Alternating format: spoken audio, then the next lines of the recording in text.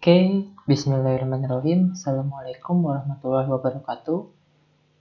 Sebelumnya, selamat sore untuk teman-teman semua.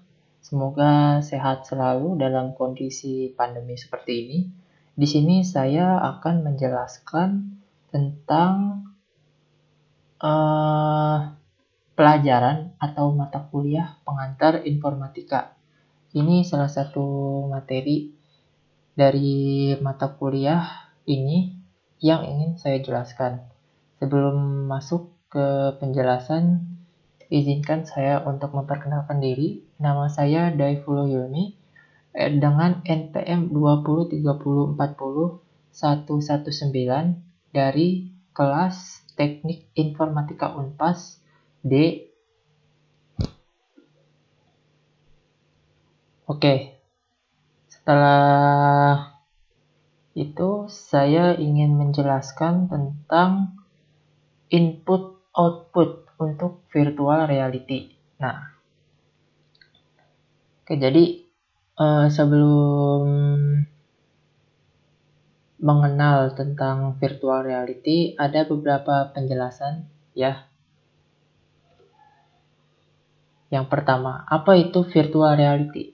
Virtual reality merupakan sebuah teknologi yang membuat pengguna atau user dapat berinteraksi dengan lingkungan yang ada dalam dunia maya yang disimulasikan oleh komputer, sehingga pengguna merasa berada di dalam lingkungan tersebut.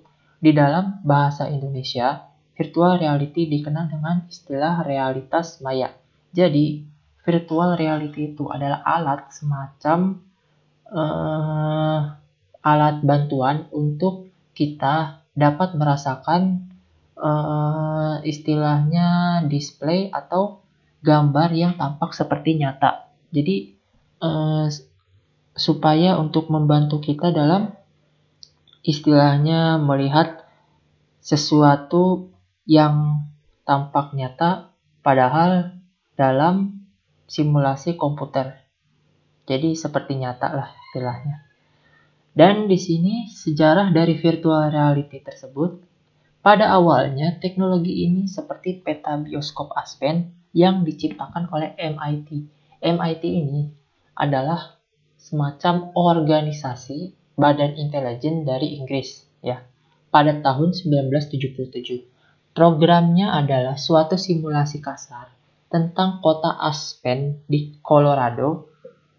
Para pemakai bisa mengembara dalam salah satu dari gaya, yaitu musim panas, musim dingin, dan poligon. Nah, jadi seperti itu ya virtual reality. Jadi kita bisa merasakan musim panas, musim dingin, dan poligon dalam satu keadaan saat itu juga. Bersumber dari ID Cloud. Oke, kita next.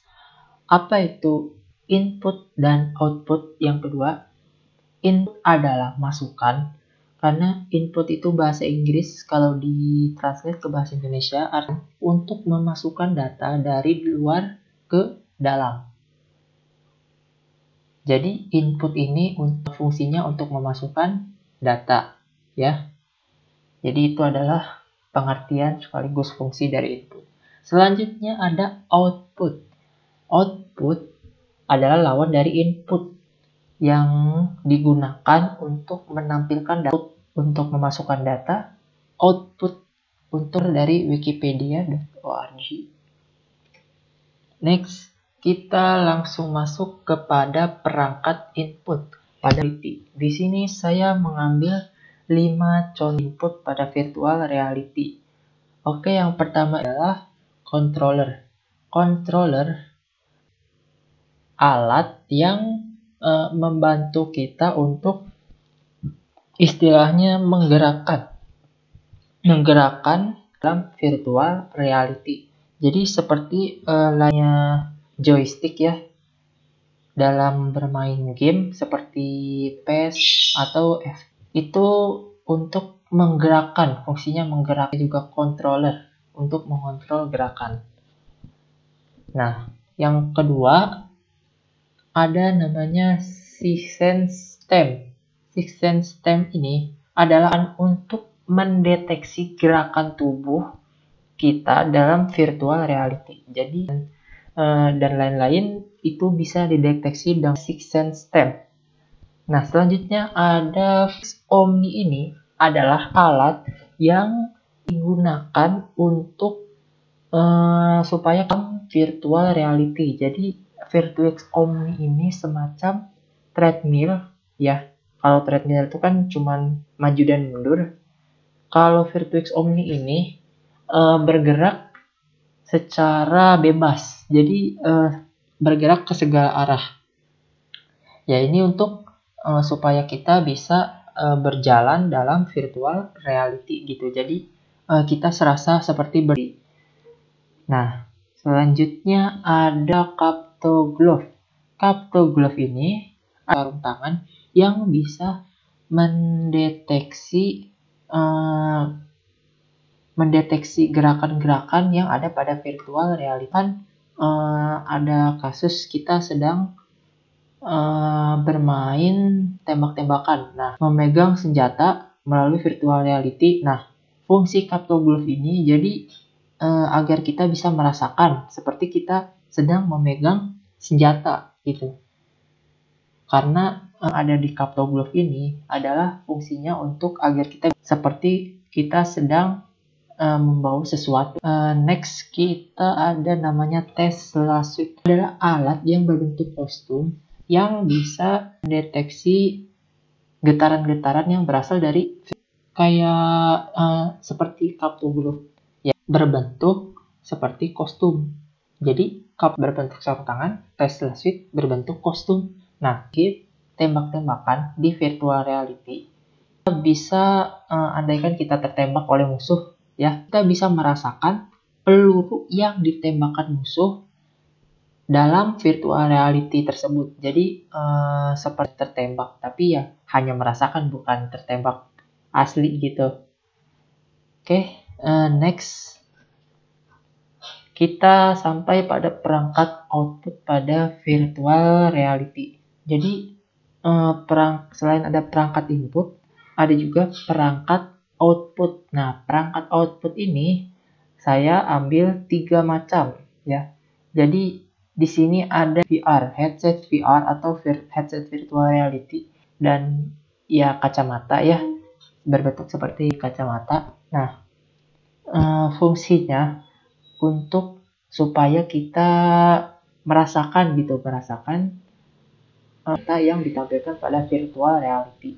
Jadi apa yang ditampilkan oleh virtual reality kita bisa melihatnya secara langsung dan seperti nyata atau 3D gitu, 3 dimensi atau 4 dimensi ke atas.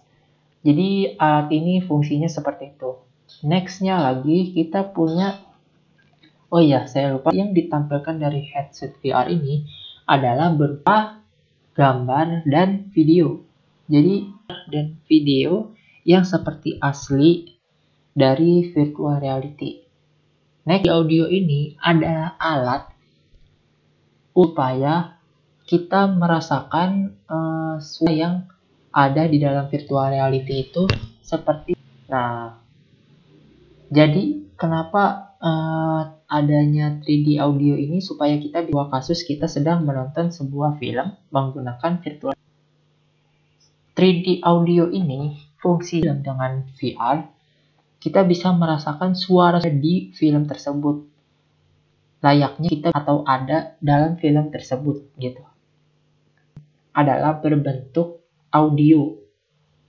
Next lagi yang terakhir kita ada screen display. Display ini adalah alat untuk layar. Jadi di screen display ini terhubung dengan headset VR supaya gambar dari screen display ini bisa dialokasikan, bisa gitu. Jadi agak lebih real lagi dari headset VR ini. Jadi alat screen display ini atau layar ini membantu dari kinerja headset VR, dan headset VR juga sumber gambarnya. Dan representasi data dari screen display ini adalah headset VR.